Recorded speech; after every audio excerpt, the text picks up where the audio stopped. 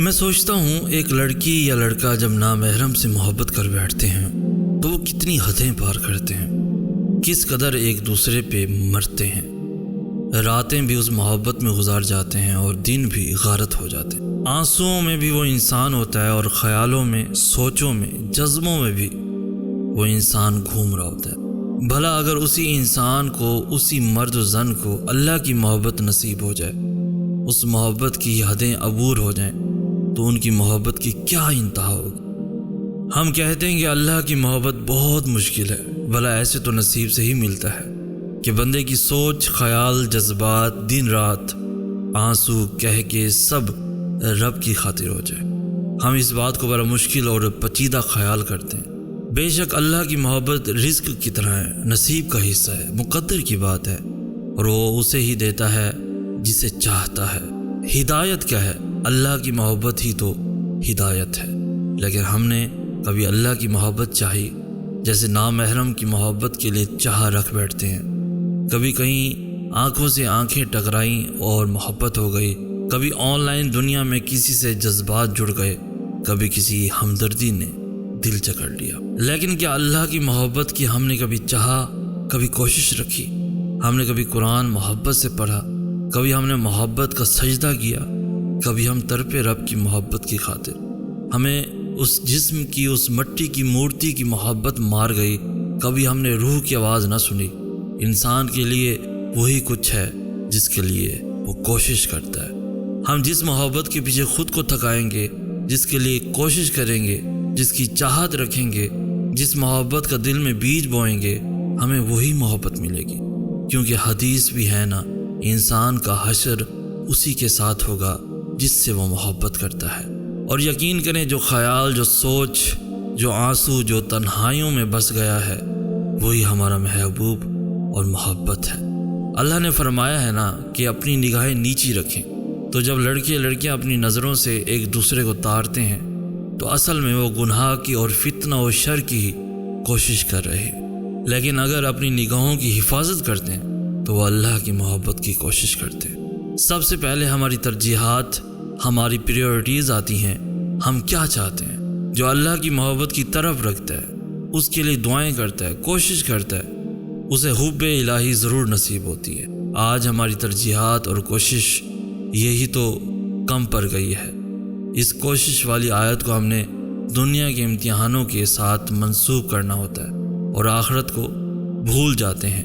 جو گناہ کی کوشش کرے گا اس تک گناہ پہنچے گا، جو نیکی کی کوشش کرے گا اس تک نیکی پہنچے گی۔ اپنی ترجیحات بدل لیجیے، اللہ کی محبت کے لیے دروازہ کھٹکانا شروع کر دیں، اللہ کی فرما برداری میں آ جائیں، دعا کریں، اللہ کی محبت ضرور نصیب ہوگی انشاءاللہ۔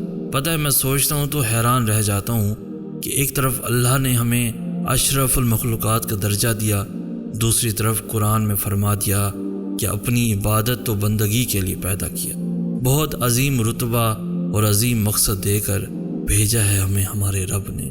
یہ انسان محبت اور بندگی کے جو سفر طے کر سکتا ہے، اس کی سوچ بھی وہاں تک نہیں جا سکتی۔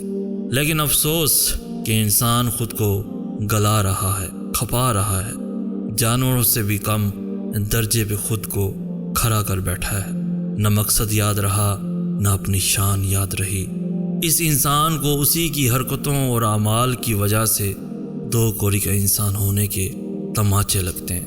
اس انسان کو ہوس پرست، وحشی کہا جاتا ہے۔ اس انسان نے جو اشرف المخلوقات ہے، سارے منفی القابات آج اوڑھ لیے ہیں۔ صرف انسان نہیں، مسلمان نے بھی صرف اپنے مقام سے خود کو خود گرانے کی وجہ سے یہ حال کیا ہے۔ اللہ کی حدود توڑنے کی وجہ سے انسان اشرف المخلوقات کے درجے سے خود کو گرا بیٹھا ہے۔ کتنا بھولا ہے انسان، کتنا کم عقل، کند ذہن ہے انسان۔ آئے انسان، تو شان والا ہے، تجھے سب سے اچھی مخلوق رب نے بنایا ہے اور تو دوسری مخلوقات کے لائف سٹائل کو فالو کر رہا ہے۔ تجھے صرف اپنے جسم اور اس کی ضروریات سے محبت ہے۔ سنبھل جاؤ کہ وقت باقی ہے۔ اپنی ہستی کو وہاں فنا کرو جہاں جس مقام کے لیے یہ ہستی بنی ہے۔ بندگی میں سر جھکا دو اس محبت کے لیے دوڑ لگا دو جس محبت سے تم سنورو گے، جس محبت سے تمہاری تکمیل ہے، جس محبت سے تمہارا سکون ہے، کیونکہ تمہاری فطرت میں رب کو سجدہ کرنا بندگی کا حق ہے۔ اپنی فطرت پہ لوٹ آؤ۔ کب تک دھکے کھاؤ گے؟ کب تک روتے رہو گے؟ کب تک سسکو گے؟ کب تک کسی کے پیچھے بھاگو گے؟ اب خود پہ ظلم نہ کرو، اب خود پہ رحم کا وقت ہے، اب خود سے مخلص ہونے کا وقت ہے۔ اب وقت ہے کہ تم ہر دھوکے کو سمجھ لو اور اس سے پیچھا چھڑا کر انداز ربی اوڑھ لو۔ ہاں ابھی بھی وقت ہے، آ جاؤ۔ کل کو موت نے آ پکڑا تو حسرت میں ہی رہ جاؤ گے۔ آ جاؤ کہ ابھی وقت ہے باقی، آ جاؤ کہ وقت ہے باقی۔ ہمیں کہتے ہیں سید احسناز۔ ہم ملیں گے نیکسٹ ویڈیو میں، تب تک کے لیے اللہ ہو آپ کا حامی و ناصر۔ لیکن کیا اللہ کی محبت کی ہم نے کبھی چاہا، کبھی کوشش رکھی؟ ہم نے کبھی قرآن محبت سے پڑھا؟ کبھی ہم نے محبت کا سجدہ کیا؟ کبھی ہم تڑپے رب کی محبت کی خاطر؟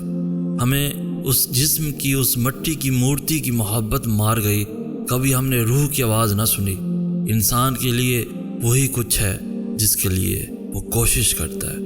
ہم جس محبت کے پیچھے خود کو تھکائیں گے، جس کے لیے کوشش کریں گے، جس کی چاہت رکھیں گے، جس محبت کا دل میں بیج بوئیں گے، ہمیں وہی محبت ملے گی۔